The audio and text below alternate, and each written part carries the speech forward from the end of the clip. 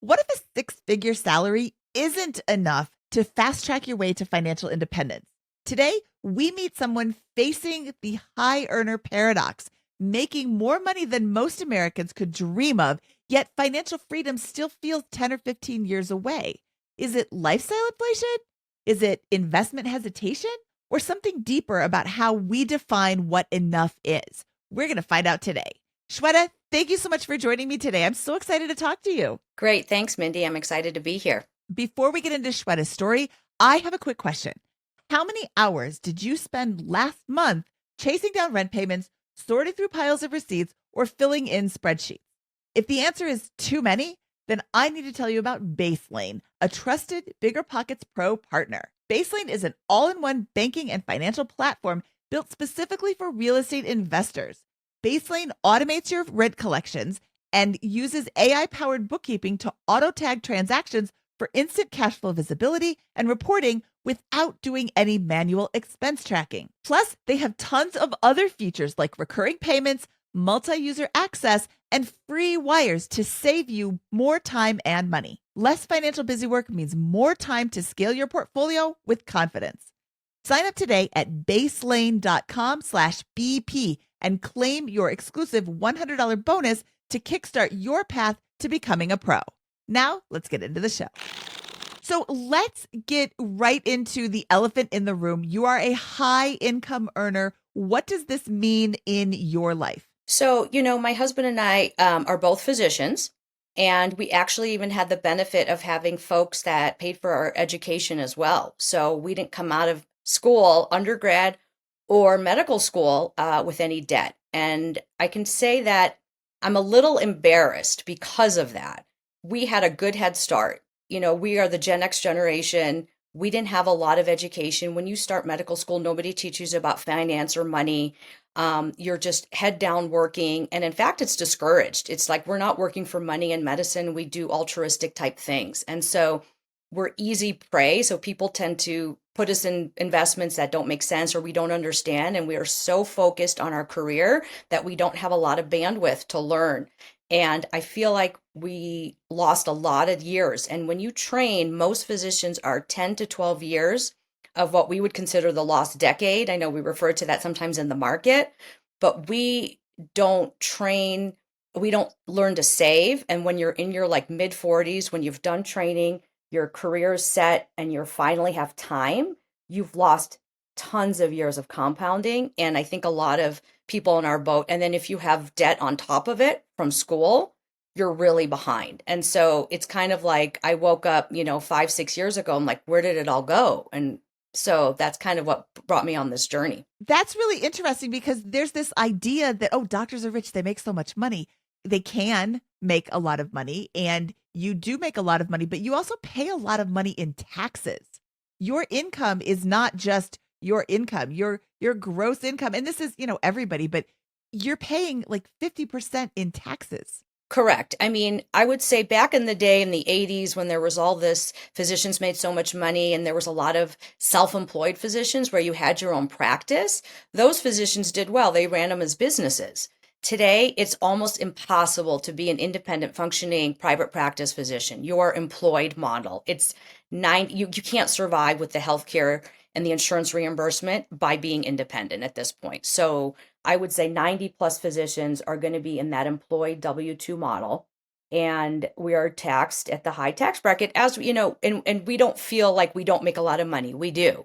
But we are heavily taxed. And when you live in California, New Jersey, New York, you're over sometimes 50% of your income is taken away. And so you're not really, taking home maybe what your colleague who runs a business is making that same income.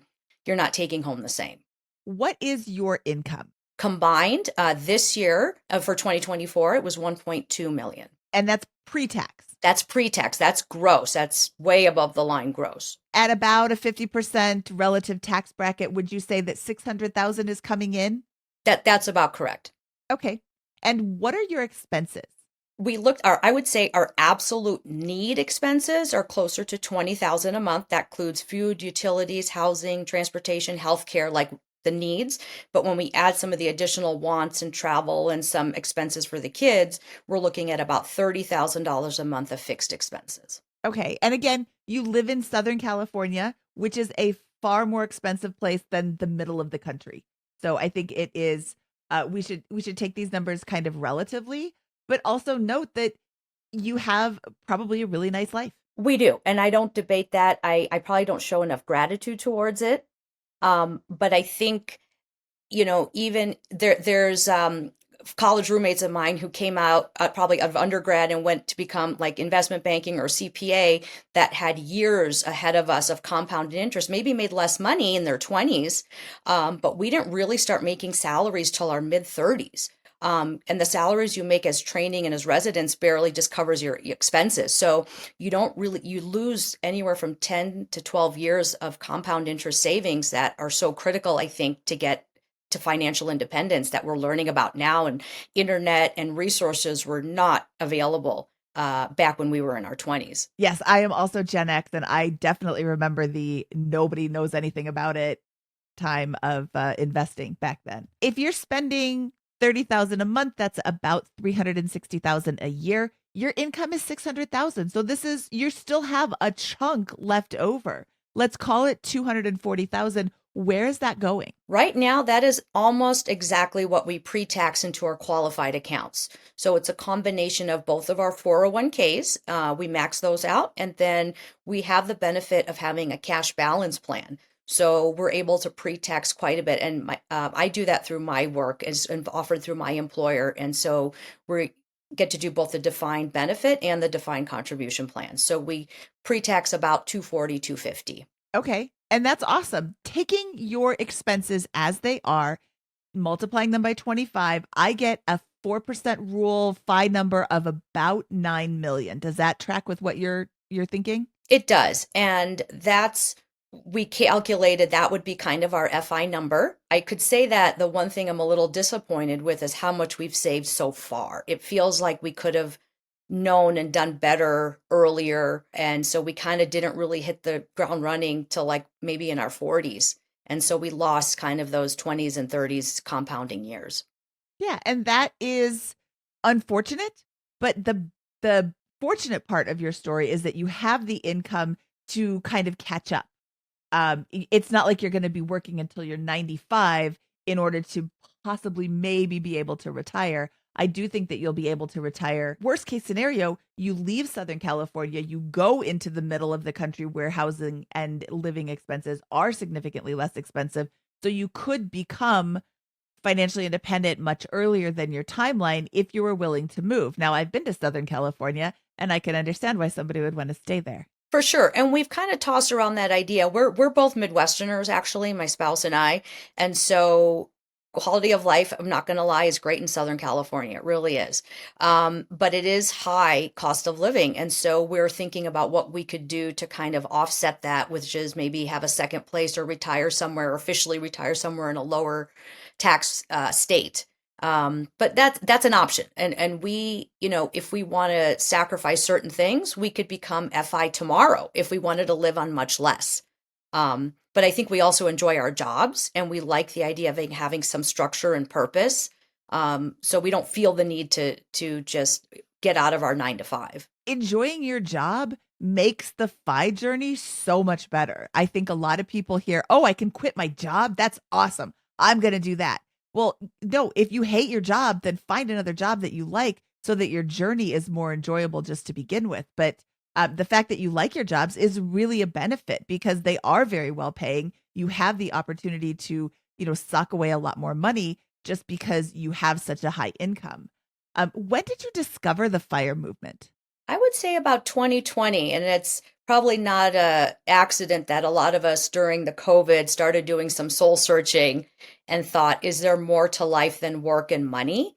And I think most of us evolved a little bit away from, if this were to all go away, what else is there, kind of. And so I think that kind of started my journey into prioritizing meaning and purpose and not just being fixated on the income and that part of life, because it just kind of reset everything. It reminded people that life is kind of short. and reevaluate, like, what is our life plan? And so I would say right about 5 years ago. Okay. And what were some changes that you made once you discovered this concept that you could potentially retire early? Couple things. So I think, I mean, quite a few of these podcasts talk about what are the parts about your job you don't like, and can you not quit but fix those things? So one of the things I didn't care for was taking the overnight call. That's a really hard part, or working nights and weekends. And so I was able to take a pay cut and give those back to my group, who younger guys maybe that want to make a little bit more, and I would take less but not have to have that night call burden. So those are some things that I did to say, I want to spend more time. We have 3 kids, 2 are actually out of the house, and my little one's only 11. And 5 years ago, she was much younger. And so I thought, this is the last one. I want to spend more time with her, because the older 2 grew up when we were residents and we were busy, and we kind of feel like we missed out. And I didn't want to do that with the last one that we had. So I made some work-life balance changes, cut back 1 day a week to have a day to take her to school and be a mom, because I never used to be able to do that, and cut back on the nights and weekends. That's awesome. Now, cutting back on nights and weekends, that sounds like that would also be a reduction in pay. It was almost a 30% cut for me. Luckily, my husband likes to work, and he was like, do what makes you happy, kind of thing. And I'll tell you, Mindy, the biggest risk to a physician is burnout. So if I can maintain this job longer, I will do better financially than making more now and working less years. That's how I justify it. That's absolutely correct. I have several physician friends, and that is a big problem, is just you're so stressed all the time. You're getting all of this work. And what kind of physician are you? I'm an anesthesiologist.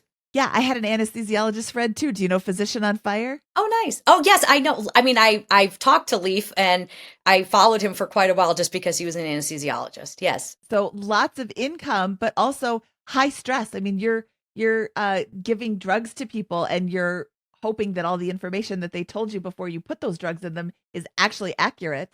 I can't imagine the pressure that that would have. So I can see that burnout would be very real, and doing what you can do to reduce that is absolutely the best choice. I love that that's the choice that you made. 30% reduction in pay for all of this, like no more nights and weekends. You get to spend time with your kid.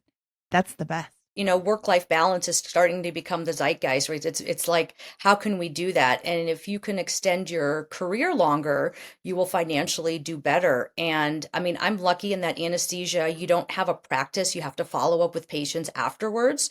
So you can work part-time. And it's really hard for other physicians like internists and pediatricians. I mean, those guys work, they don't get nearly paid as well. They work long hours. Their patients are always calling them. They're always on call. And those are the ones that really suffer with the medical charting that we have to do now and all the records. They struggle. And I'm just lucky that I'm in a field that I can do that part-time. Let's look at your investments. Can you ballpark how much you have in investments across all of your investments? Sure. I mean, we basically just have all qualified pre-tax, which is just under 4 million in a combination of IRAs from old employers and then our current 401ks. With this leftover, and I hate to say leftover, but the difference between what you're bringing in and what you're spending is about $250,000. So your 10-year time horizon has that at 2.4 million if you're just putting the cash in. Correct. On top of your 4 million, now you're at 6.4 million ish, and your goal is 9. But I can see over the course of the next 10 years that 6.4 easily turning into more than 9. I think a 10-year time horizon is realistic, 10 or 15 years. I don't think 15 years is realistic. I think that you could work 15 years, but I don't think you'll have to be working for 15 years. 3 weeks ago, my husband said, I think I'll work another 10 years. He had never said that before. He'd always said, I'll work till I die, kind of like I like my job so much. But he finally said, maybe 10 years. And I said, all right, let's look at the numbers of what we could be in 10 years. And I think we would still probably do something, but maybe not as aggressive in this profession. So I do think 10 years is reasonable, Mindy. That's kind of where we've targeted. We don't have any real, right now, our goal is to increase our brokerage savings because we actually don't really have anything in a brokerage after tax account. We do have a couple properties. That was one thing that I did kind of pick up back in 22 with the short-term rental tax loophole and what can we do as physicians that are W-2 to save some money in taxes? So I kind of jumped on that short-term rental loophole bandwagon and we bought a couple properties and were able to get the tax write-off. Unfortunately, some of the properties are not making, I mean, they say don't let the tax tail wag the dog. I let that happen. So, but we do have some investment properties and we're going to hang on to them when we like them. So, and I'm sorry, how many investment properties do you have? So we have four, one long term, two short term, and a midterm rental. Is the midterm subjected to the short-term rental loophole, or is it only the short term? It's only the short term. So the only one we could do is on the one short term that I managed, which is the ski condo we got. So my husband could also use it as a kind of a second home, vacation home. So we did do that. Do you have any plans to add any real estate to your portfolio? It's a good question. I think it was a good way for us to save, but right now we have property managers because we are working. We have property managers managing them full time. And after that percentage, we barely break even. So I think I'm happy with the four that we have. They're in different cities. They have kind of different goals and roles. They're like some in the Midwest, South, and West. So I'm happy with those properties. I feel like we need to kind of beef up our after tax brokerage account because we just really have nothing in there. That is a really good point because we could find you in the middle class trap, is what Scott and I call it, even though I would not define you as middle class.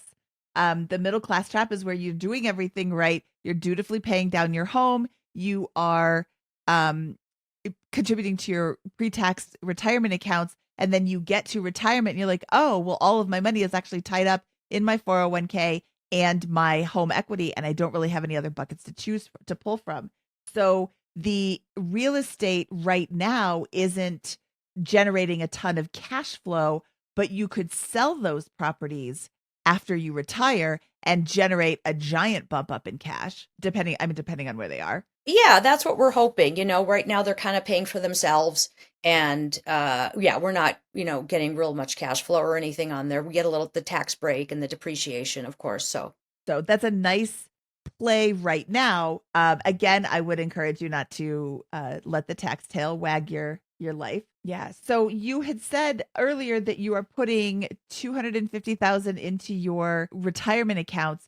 How much of that are you comfortable pulling out of, or not pulling out, but like diverting away from the retirement accounts into the after tax brokerage account? So now what we've done is we've actually reduced some of our expenses and said we're going to put 10,000 a month starting this year. So we started in January of 25 into just an after-tax brokerage account, low-cost Vanguard ETFs. Okay, perfect. I like that amount a lot, and that seems like a great way to catch up. That's 120,000 a year. That's going to be 1.2 over the course of 10 years if it doesn't gain anything or lose anything. So that is another bucket to pull from once you retire, which I love. What is your cash flow from your real estate?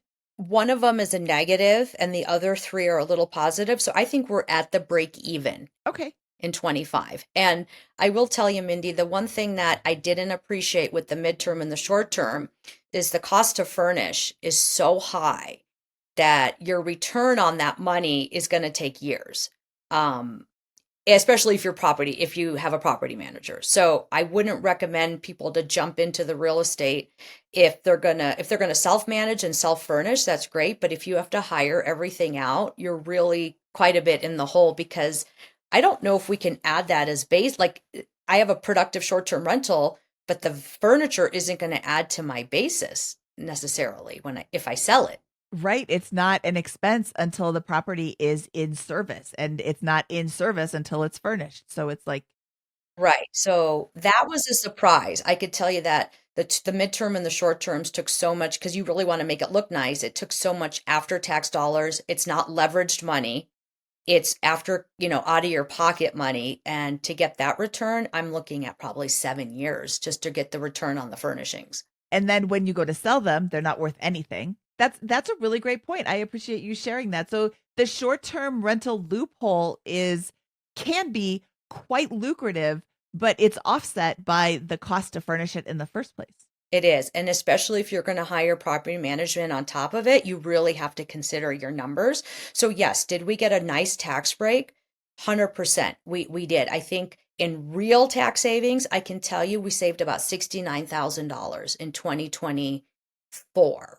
So it was significant. So that's money I would have paid in taxes.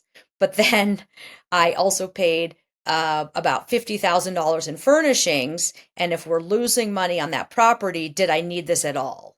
Like, would I have been better? The opportunity cost of that money could have gone into a brokerage account. Of course, in the last 2 years, it's frustrating.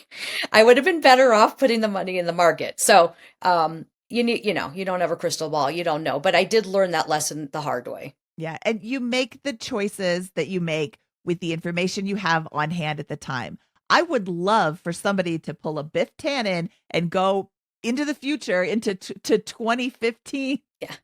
That was the future back then. Into the future and get that book of all the baseball scores that have ever done. That would be nice. I would really like to do something like that with the stock market too. So if anybody has a time machine, just send me a copy of where the stock market closes every year. Thank you very much. Right. I have to let that go now. I was kicking myself for the last 2 years and I'm like, it is what it is. Yeah, let it go because you can't change it and it's not going to make you feel better to dwell on it. Here's something you can dwell on. Are you familiar with the rule of 72? I am. I'm thinking that if your money doubles every 10 years at about a 7%, if it's your return is 7%, you'll double it about every 10 years. Yep. So I always go with an 8%, which doubles it every 9 years. Same idea, but so right now you have about 4 million. In 9 years, you'll have 8 million. Don't you want to retire in 10 years with 9 million? I mean, that's getting pretty close without putting any other money into it. In 18 years, you'll have 16 million. And in 27 years, you'll have 32 million. So yes, you got a little bit of a late start. Those numbers could have been higher, but $32 million is a lot of dollars. When you say it that way, Mindy, it sounds ridiculous. But I think I also have that not pessimistic, but I'm way more conservative. And I'm looking at real returns, inflation adjusted, of, let's say, like you said, 4 or 5%, maybe. I don't know, maybe because I'm just not sure that the market, will return. But I just keep buying. I don't worry about the market. I'm not trying to time the market. I've done that before in the past. It's always gone south. So low cost index funds, just keep buying kind of thing.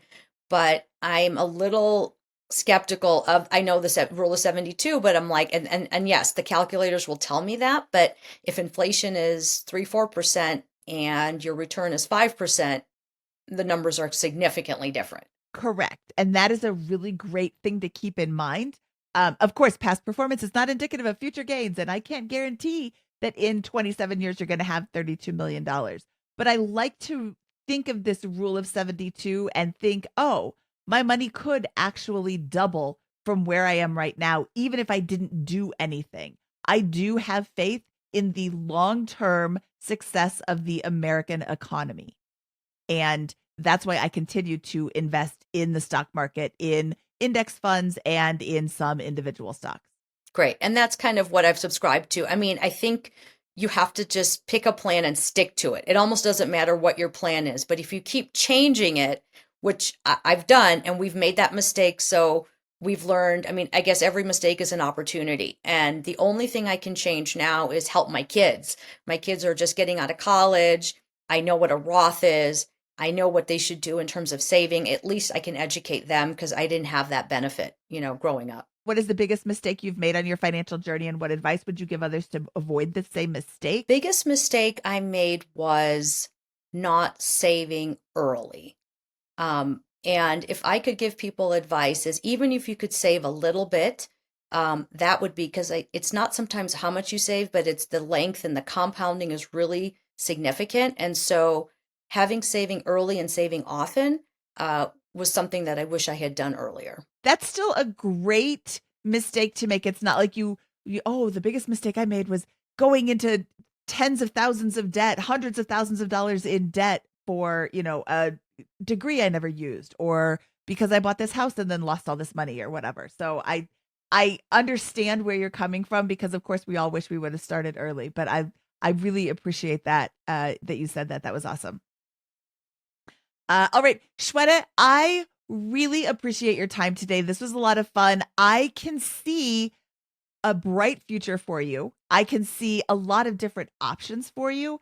And I love that you are sharing your story, because fire is for everyone. It's not just for people who are making $75,000 a year and don't particularly like their boss. It's for everybody. And I'm so thankful that you shared your story with me today. Is there any place people can find you online? Not really. I'm not a social media person, but I follow BiggerPockets. I read all the books. I listen to your guys' podcasts. It's been fantastic. It's kind of been like just a side hobby for me and got me into real estate investing. So thank you. I appreciate it. That's awesome. Okay. Well, if you like this video, please click the thumbs up, and don't forget to subscribe to this channel for more inspiring fire videos just like Shweta's. This is Mindy Jensen signing off.